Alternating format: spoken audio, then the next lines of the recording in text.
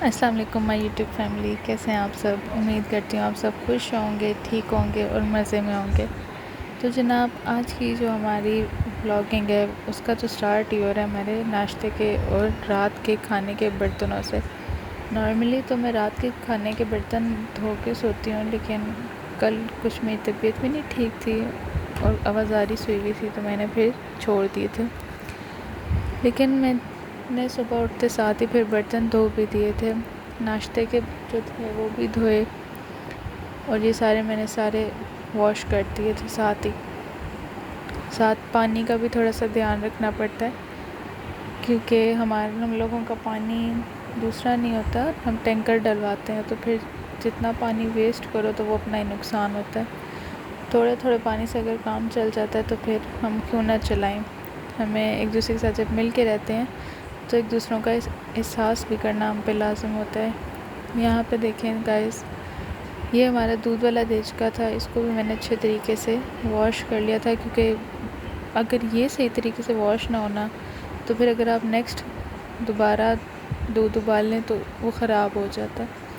यहाँ पे जी मैं अपनी तुरई की सब्ज़ी की तैयारी कर रही थी। यहाँ मैंने प्याज थोड़े से गीले कर लिए थे ताकि उसके जो छिलके हैं वो आराम से उतर जाएँ। यहाँ मैंने 3 आलू लिए थे, उन्हें अच्छे तरीके से वॉश किया था ताकि उनके ऊपर से जो रेत वगैरह है वो उतर जाए। और 3 टमाटर मैंने लिए थे और उन्हें धो लिया था। यहाँ मेरी सब्ज़ी थी, इसको मैंने शॉपर से निकाल लिया था। यहाँ पाकिस्तान में एक बड़ी अच्छी बात है कि सब्ज़ी के साथ जो धनिया है ना, वो पहले जिस बर्तन में मैंने इनको धो के रखना था, खैर मैंने धनिया को एक दफ़ा निकाल लिया था और सब्ज़ी को मैंने अब यहाँ मैंने सब्ज़ी को धोना शुरू किया था। अच्छे तरीके से इसको धोना है ताकि इसके ऊपर से जो वगैरह तो होता है, या जो सी बात है, जब हम छोटी छोटी चीज़ों का अपने किचन में ख्याल रखेंगे, अगर हम अपनी तो हमारे घर में छोटी छोटी चीज़ों का ख्याल है, उनकी सेहत भी अच्छी रहेगी, एक तो हमारी और खाने में भी लज़्ज़त आएगी। अच्छे तरीके से मैंने एक करके सबको धो लिया था कि हेल्थ भी अच्छी। उसके बाद ये कुछ मिर्चें जो थी ये भी उठा के धो ली थी, तो मीनवाइल जो गंद था हेल्दी रहेंगे, जो भी उतरा इसके साथ वो उतारा मैंने और उठाया, और उसके बाद मैंने ये सिंक वॉश कर लिया था। यहाँ पे मैं गार्लिक को बारीक बारीक चॉप कर लूँगी। चॉप करें, पीसें, it all depends on you. मैं यहाँ पे इसको पीस रही थी। मैंने करीबन 10 से 11 क्लोव्स इसके लिए थे। अब यहाँ पे मैं प्याज को पील कर रही हूँ।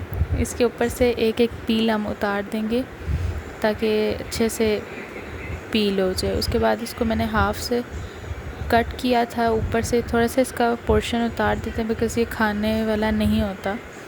ये मैंने उतारने के बाद इसको बारीक बारीक काट लिया था। आप चाहें तो काटें या चॉप कर लें। अच्छा जी, साथ ही जो हमने सब्ज़ी धोई थी, अब देखें वो ड्राई हो रही थी, तो हमने उसको पील करना स्टार्ट किया था। और यहाँ पे हमने प्रेशर कुकर में प्याज डाल के सिर्फ 2 टेबलस्पून घी डाला था, क्योंकि जो ये सब्ज़ी होती है ये अपना भी थोड़ा सा ऑयल रिलीज़ करती है, तो वो फिर बहुत ज़्यादा ऑयली सा खाना बन जाता है, जो कि आपकी हेल्थ के लिए भी अच्छा नहीं होता। अच्छा, यहाँ पे मैंने जो है फिर टमाटर रफली काट लिए थे। ये आप पे डिपेंड करता है, आप इनको इस तरह रफ़ काट लें या फिर इनको ब्लेंड करके इनकी प्यूरी बना लें या चॉप कर लें, जिस तरह आपको कन्वीनियंट लगे। और फिर यहाँ पे मैंने मिर्चों को भी काट लिया था। ये सारी चीज़ें हम अब मसाले में ऐड करेंगे, लेकिन अभी नहीं। हमने अभी वेट करना है कि हमारा जो प्याज है वो थोड़ा सा सौते हो जाए, अपना बिल्कुल लाइट सा कलर चेंज करे। मीनवाइल मैंने यहाँ पे सब्ज़ी में डालने के लिए आलू छील लिए थे। आप देख सकते हो ये बिल्कुल लाइट से सौते हो गए। फिर मैंने इसमें पिसा हुआ गार्लिक ऐड कर दिया था। अब हम जब इसे मिक्स करेंगे तो जो इसकी खुशबू आती है ना, वो बहुत मज़े की होती है। जब लहसुन अपनी खुशबू दे दे, इट मीन्स कि वो हमारा प्याज और लहसुन का मसाला रेडी है। अब हम इसमें अपने टमाटोज़ कटे हुए और चिलीज़ भी इकट्ठी डाल देंगे। यहाँ पे हम इसको एक मिक्स दे लेंगे, बिल्कुल एक घूंट पानी डाल के। अब जो मसाले आपके सामने हैं वो है नमक, लाल मिर्च, हल्दी, ज़ीरा, सूखा धनिया और थोड़ी सी अजवाइन। अजवाइन ऑप्शनल है, आप डालना चाहें तो डालें, नहीं डालना चाहते तो मत डालें, लेकिन अजवाइन आपकी हेल्थ के लिए भी बहुत अच्छी होती है, इससे खाने का टेस्ट दोबाला हो जाता है। यहाँ पे मैंने पोटैटोज़ को भी कट कर लिया था सालन में डालने के लिए, और अपनी सब्ज़ी को भी फिर मैंने बनाना शुरू कर दिया था जब तक मसाला हमारा भून रहा था। अच्छा, अब हर घर में हर सब्ज़ी को बनाने के लिए अलग तरीके होते हैं, अपने अपने तरीके होते हैं, हर एक के हाथ में अपना जायका होता है। लेकिन आई एम श्योर अगर आप मेरी रेसिपी से इसको बनाएंगे तो आपको बहुत मज़ा आएगा। यहाँ देखिए हमारा मसाला जो है रेडी हो रहा है। हमने थोड़ा सा वेट करना था कि बस ये सब्ज़ी जल्दी से कट जाए। यहाँ ये कट गई थी तो इसमें हमने इसको ऐड कर दिया है।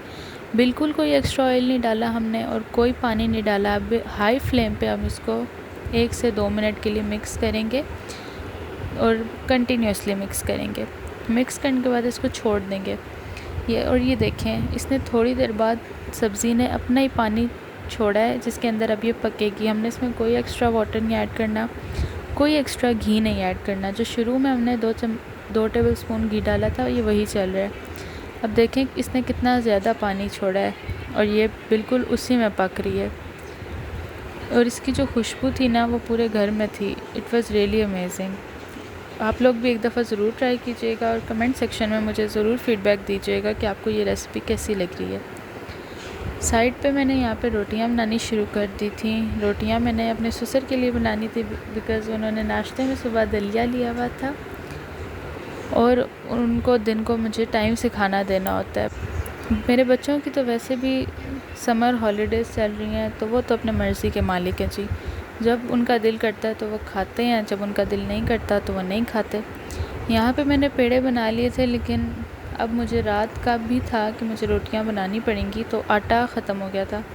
यहाँ मैंने फिर सोचा कि आटा गूंद लिया जाए।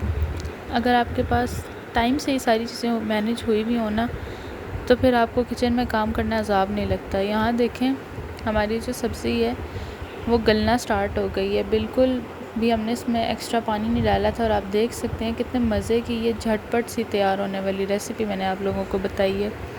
अगर आप इसको ट्राई करें ना तो आप आई एम श्योर मुझे ज़रूर दुआएं देंगे। यहाँ इसको मैंने थोड़ा सा मिक्स करके छोड़ दिया था और देखें ये थोड़ा थोड़ा घी रिलीज़ कर रही है। यहाँ आटा जो है इसको मैंने मुट्ठी लगा ली थी और फिर इसको मैंने एक बोल में डाल दिया था। अब ये एक ही बर्तन था लेकिन मेरा था कि मैं इसको भी साइड पे ही वॉश कर लूँ क्योंकि फिर अगर इस तरह थोड़े थोड़े बर्तन जमा हो जाएँ तो फिर वो एंड में एक मसला क्रिएट हो जाता है, मेस बन जाता है। साइड बाय साइड अगर आप इसको धो लें तो ये काम आसान हो जाता है। यहाँ देखें हमारी सब्ज़ी ने हल्का हल्का घी छोड़ना शुरू कर दिया है।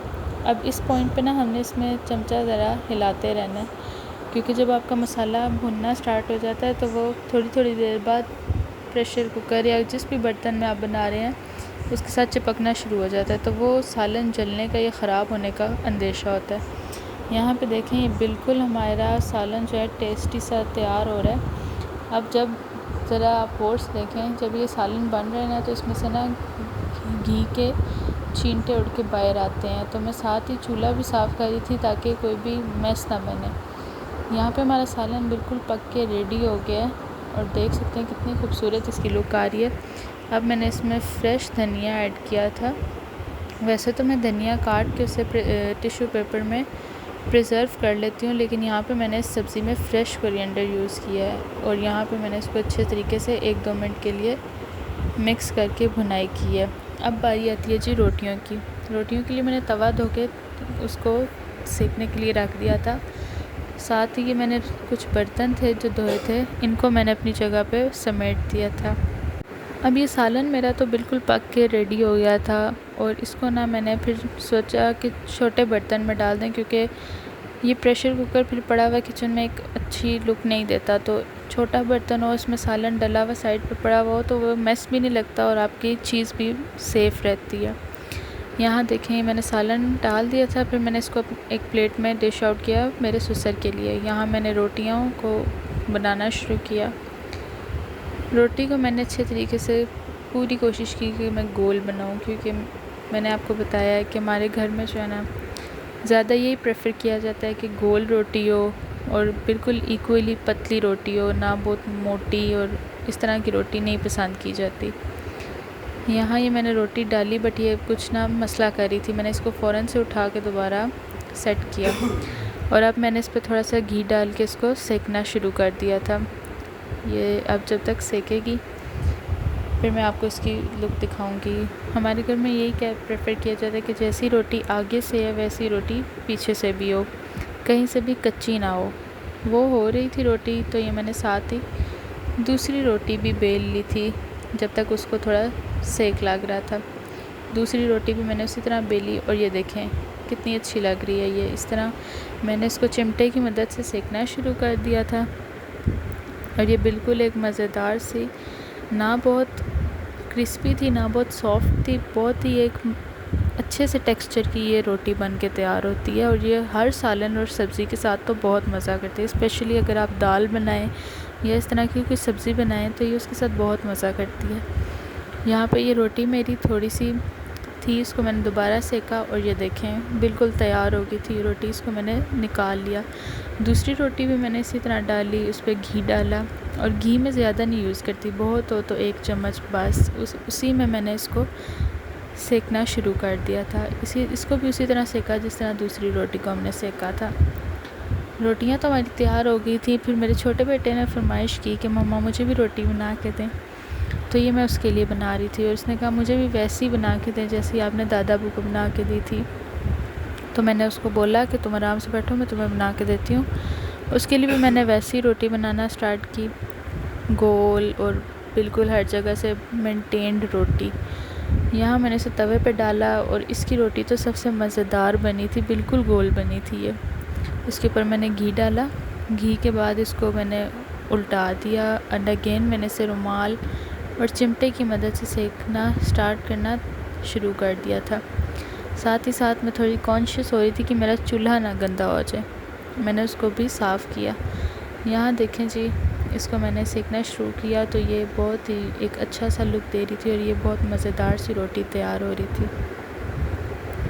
ये देखें गाइस कितने मज़े की लग रही है ये, देख के आपके मुंह में पानी आ ही रहा होगा, I am sure about it. यहाँ देखें ये कितने मज़े की रोटी तैयार होगी एंड हियर वी गो, ये भी मैंने उतार ली थी।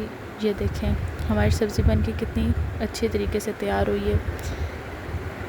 अगर आप लोगों को मेरी रेसिपी अच्छी लगती है तो प्लीज़ लाइक किया करें, कमेंट सेक्शन में मुझे फ़ीडबैक ज़रूर दिया करें, मुझे बहुत खुशी होगी आप लोगों की फ़ीडबैक्स को पढ़ के।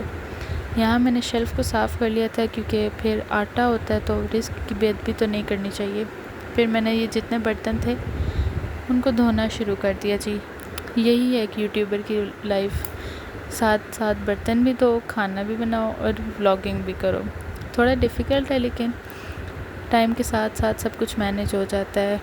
पहले तो मुझसे भी नहीं होता था, बट अब जब 1-2 व्लॉग्स मैंने अपलोड किए हैं तो अब मुझे थोड़ा कन्वीनियंट लग रहा है, सब कुछ एक नॉर्मल रूटीन में चल रहा है। जब शुरू का था तो तब तो बिल्कुल ही नहीं समझ आ रही थी कि रिकॉर्ड किस तरह करना है, कैसे हर चीज़ को मैनेज करना है। लेकिन अब जो है अल्लाह का शुक्र है कि थोड़ा हाथ सीधा हो गया। बस अब दूसरी चीज़ जो है वो आप लोगों की सपोर्ट है, आप लोगों का प्यार है जो हमें चाहिए, दैट्स ऑल। यहाँ मैंने साथ साथ बर्तन भी धोए, आप लोगों से गपशप भी लगाई और बस यही बातें होती हैं। और यहाँ देखें जी, मैंने अच्छे तरीके से कुकर को जो है स्टील वूल से साफ़ सुथरा करके धो लिया था, क्योंकि छोटी छोटी चीज़ों का अगर आप अपने किचन में ध्यान रखते हैं, जैसे बर्तनों की सफाई, खाने पीने का ख्याल, जिन बर्तनों में आप खा रहे हैं या जहाँ आप बर्तन रख रहे हैं उस जगह की सफाई, ये चीज़ें बहुत मैटर करती हैं आपके घर वालों की हेल्थ पे, आपकी कुकिंग स्किल्स पे। तो इन चीज़ों के बारे में कॉन्शियस होना तो बहुत अच्छी बात है और औरत की सफाई का तो वैसे ही पता किचन से चलता है। यहाँ मैंने सिंक को भी धो लिया था क्योंकि मैंने बर्तन सारे वॉश कर लिए थे और ये देखें साफ़ सुथरा किचन हो गया। यहाँ मेरी बेटी ने थोड़ी सी मेरी हेल्प की थी सफाई में, उसने पूरे घर से झाड़ू लगा दिया था। हमारे घर में इतना मेस बनता तो नहीं है क्योंकि बच्चे बड़े हैं और वो इतना गंद डालते भी नहीं हैं, तो बस अगर हम ये भी कर देते हैं तो इट्स इनफ फॉर अस।